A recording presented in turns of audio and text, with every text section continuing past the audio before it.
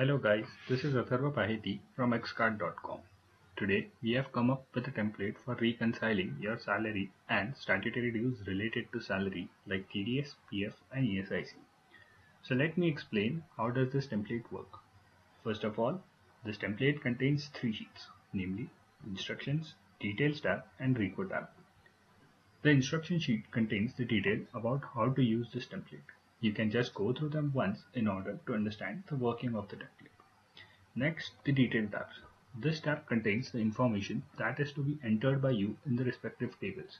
As you can see, there are multiple tables. They contain details for TDS, PF and ESIC. Let me show you how these tables work. Let's take TDS table for example. Firstly, you need to enter the details of amount deducted as per the pay sheet or software being used by the company that contain the salary details. However, if there is no such software, you can simply put 0 here. The next column contains the details about the amount deducted as per the books.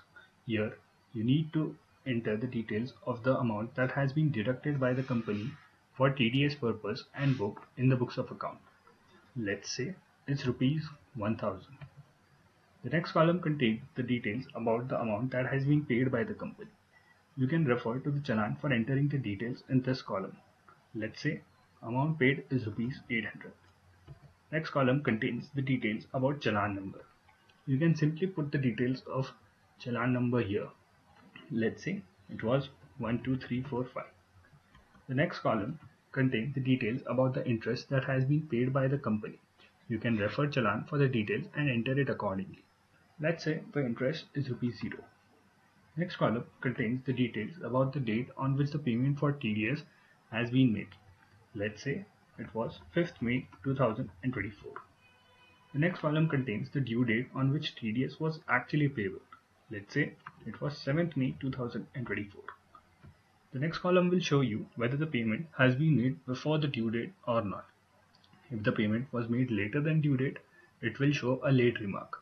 Let's say if the due date was 4th May 2024, it will show a late remark as you can see. Similarly, you can put the details in all the tables below. Once you have entered all the details here, you can come to the Reco tab and see that data in relevant tables have been automatically filled. As you can see, the details entered by us in TDS tables have appeared here along with the difference. Now, there are two differences.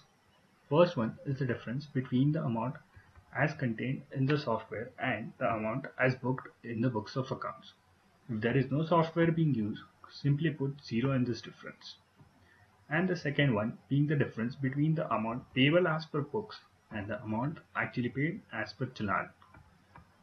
And then you can enter any remarks as required by you for the difference that you find in this reconciliation.